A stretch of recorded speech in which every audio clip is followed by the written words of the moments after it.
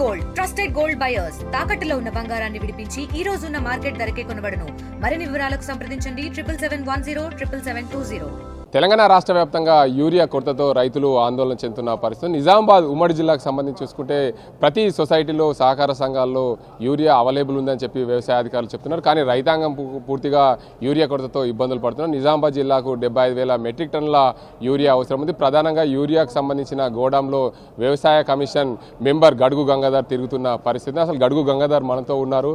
అసలు ఏంది పరిస్థితి? రాష్ట్ర వ్యాప్తంగా యూరియా కొరతతో రైతులు ఆందోళన చెందుతున్న పరిస్థితి ఉంది. దీనికి అంతటికి సంబంధించి మీరు ఎలా చూస్తారు? యూరియాకు సంబంధించిన అంశాన్ని అసలు మీరు గోడాంలో పరిశీలిస్తున్నారు కదా, అసలు ఏం జరుగుతుంది?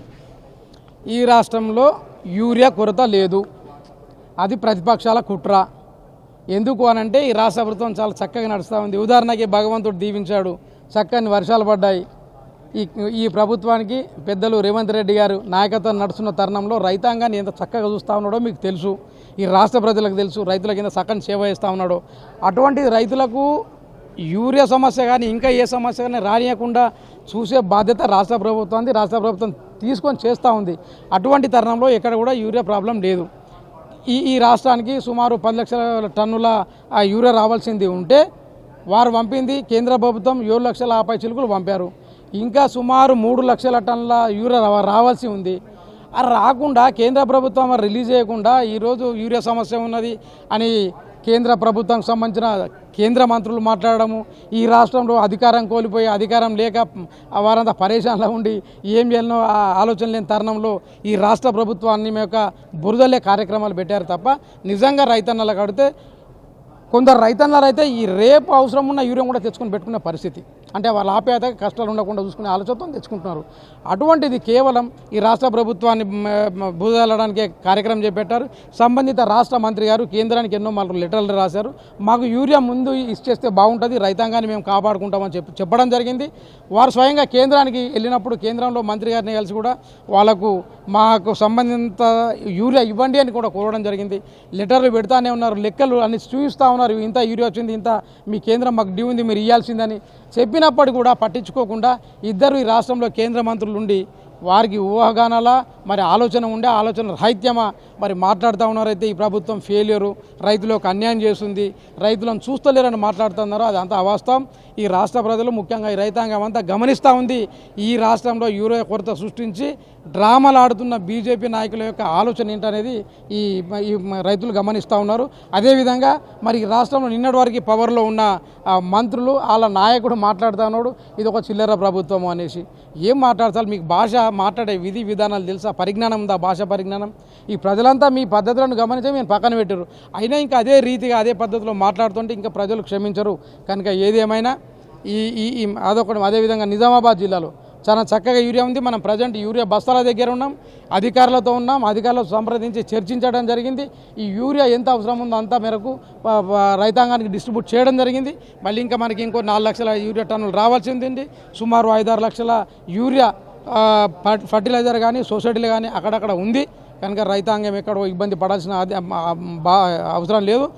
ఈ జిల్లాకు సంబంధించిన అగ్రికల్చర్ ఆఫీసర్స్ కానివ్వండి, జిల్లా కలెక్టర్ కానివ్వండి తగిన రీతిలో చర్యలు తీసుకుంటూ ఉన్నారు.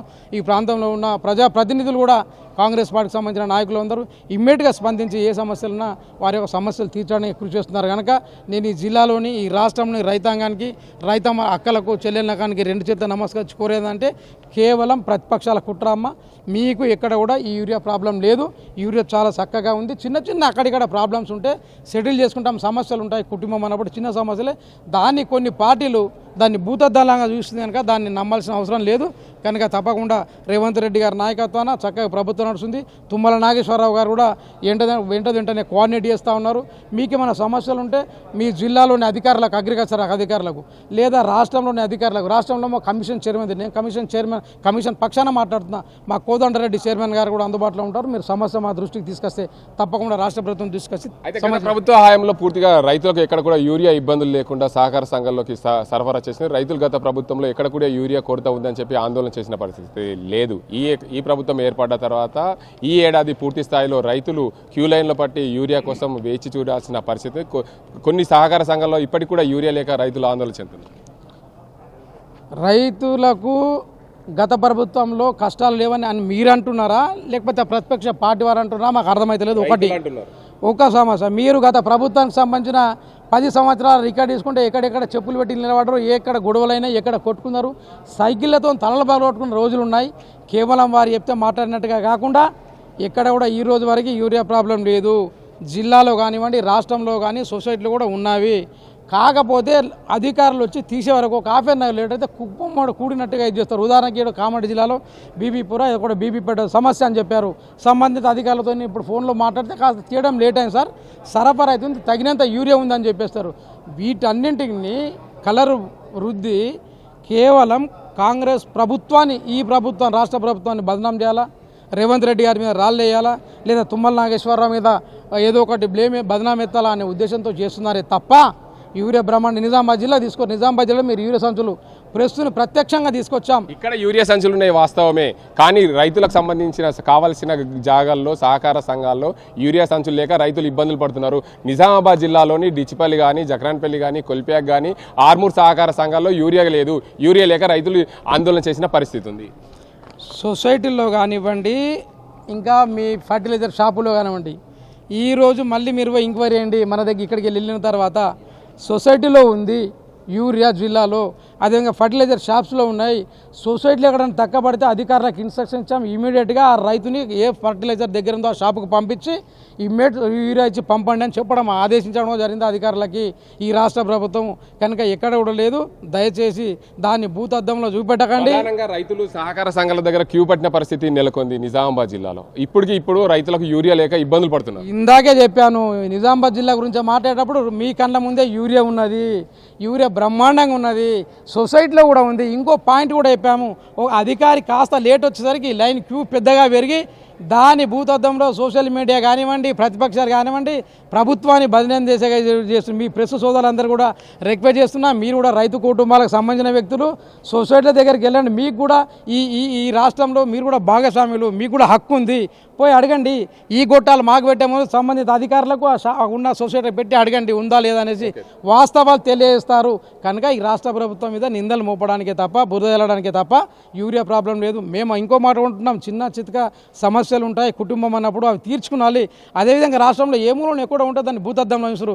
దయచేసి నేను మీడియా సోదరులకు కోరుతా ఉన్నా, రైతాంగాన్ని కోరుతా ఉన్నా, ప్రతిపక్షాలు భూతద్దాలు చేసి చూపెడతాం. మీరు అట్లా మాట్లాడుతూ ఉంటే ఈ రాష్ట్రంలో 2 కేంద్ర మంత్రులు ఉన్నారు, మీ మంత్రులే మీరే కదా రిలీజ్ చేశారు, మరి మీరే ఈ వరకు రిలీజ్ చేస్తలేరు ఎందుకు? కనుక దయచేసి నేను కేంద్ర మంత్రులు, ఇతర పార్టీలు ఎవరైనా కానివ్వండి కోరుతా ఉన్నా, మీరు రాజకీయం చేయకుండా మీకు నిజంగా రైతాంగం మీద ప్రేమ ఉంది, కాంగ్రెస్ పార్టీని కానీ రాష్ట్ర ప్రభుత్వాన్ని తిడుతూ ఉన్నారు, అటువంటిప్పుడు మీరు పోయి రిలీజ్ చేయండి కదా. ఈ డ్రామాలు ఎందుకు? ఈ డ్రామా అంతా ప్రజలు గమనిస్తారు, రైతులు గమనిస్తూ ఉన్నారు. మన డ్రామాలు ఎప్పటికీ నడవవు. కనుక దయచేసి రైతన్నలకు, అమ్మలకు కోరేది ఏంటంటే ఈ వాస్తవాన్ని నమ్మకండి. వాస్తవాన్ని చెప్తా ఉన్నాం, వాస్తవాన్ని నమ్మడానికి కోరుతా ఉన్నాం.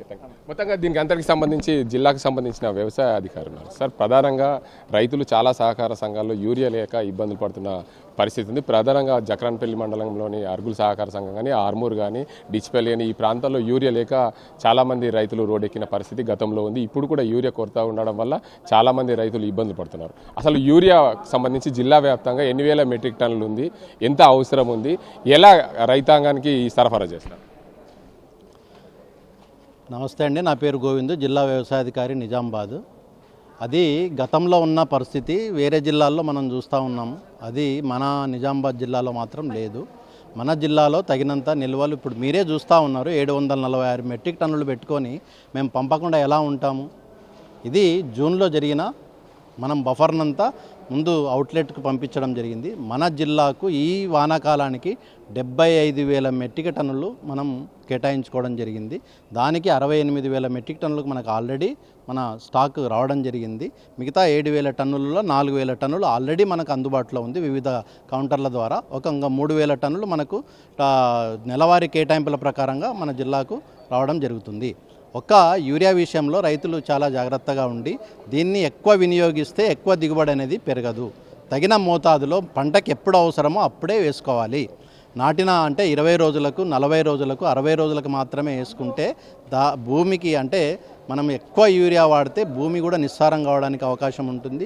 దీనికి ప్రత్యామ్నాయంగా మనకు నానో యూరియా కూడా అందుబాటులోకి రావడం జరిగింది. Nano urea, nano DAP, nano potash, nano zinc రకరకాలుగా మనకు ద్రవ పదార్థాల్లో రావడం జరిగింది. ఇది వాడినప్పుడు ఏమవుతుందంటే మొక్క అనేది పీల్చుకొని మొక్క ద్వారా కాండానికి వెళ్ళిపోతుంది. వేర్లకు వెళ్ళిపోతుంది. ప్రధానంగా మీరు చెప్పినట్లు నానో యూరియా అన్ని పంటలకు వాడడానికి వీలు కాదు. అంటే రైతాంగం పూర్తిగా ఈ గ్రాన్యూల్స్ ద్వారా ఉన్న యూరియా వాడడం వల్ల తొందరగా వారి పని ముగిస్తుంది. స్ప్రే చేయడం వల్ల వాళ్ళకి పని ఎక్కువ అవుతుంది. అందుకే ఈ యూరియా కోసం రైతులు దీని వైపు మొగ్గు చూపుతున్నారు. పని తొందరగా ముగింపు కాదు, మనకు నాణ్యత దిగుబడి పెరగాలి, భూమి కూడా కాపాడబడాలి. భూమి 10 కాలాలు మనకు పచ్చగా ఉంటేనే దిగుబడి ఇవ్వడానికి ఆస్కారం ఉంటుంది. ఇప్పుడు మనకు అవసరం ఉంది, మనిషి చనిపోతున్నాడని ఆపరేషన్ చేయకుండా గుళికలు ఇస్తా అంటే టాబ్లెట్స్ ఇస్తా అంటే మనిషి బతుకుతాడా? అది కొద్దిగా ఖర్చు అయినా పర్వాలేదు, కొద్దిగా అలవాటు చేస్తే ఏమవుతుందంటే రాబోయే కాలాలలో భూములు కాపాడుకోవడానికి నిస్సారం కాకుండా ఉండడానికి అవకాశం ఉంటుంది. కాబట్టి అది ప్రత్యామ్నాయంగా అంటే ఇప్పుడే వాడండి అని బలవంతం ఎవరు చేయడం లేదు. ఒక్కసారి మీరు వాడి చూడండి. మొత్తానికి చూసుకోవచ్చు, జిల్లాకు సరిపడా యూరియా ఎరువులు అయితే ఉన్నాయి. జిల్లాలకు వర్షాకాలం సంబంధించి 75,000 మెట్రిక్ టన్నుల యూరియా అవసరం ఉంటే ఇప్పటి వరకు 68,000 మెట్రిక్ టన్నుల యూరియా వచ్చింది. రైతాంగం ఎప్పుడు కూడా ఆందోళన చెందాల్సిన అవసరం లేదని చెప్తున్నారు. ప్రతిపక్షాలు కావాల్సుకొని యూరియా కొరత ప్రత్యామ్నాయంగా సృష్టించి కాంగ్రెస్ ప్రభుత్వం పైన విమర్శలు చేస్తుందని చెప్పి వ్యవసాయ కమిషన్ మెంబర్ గడుగు గంగాధర్ అంటున్న పరిస్థితి. ఇది ఇక్కడ పరిస్థితి. కెమెరా సాజింతో గంగారెడ్డి, RTV నిజామాబాద్.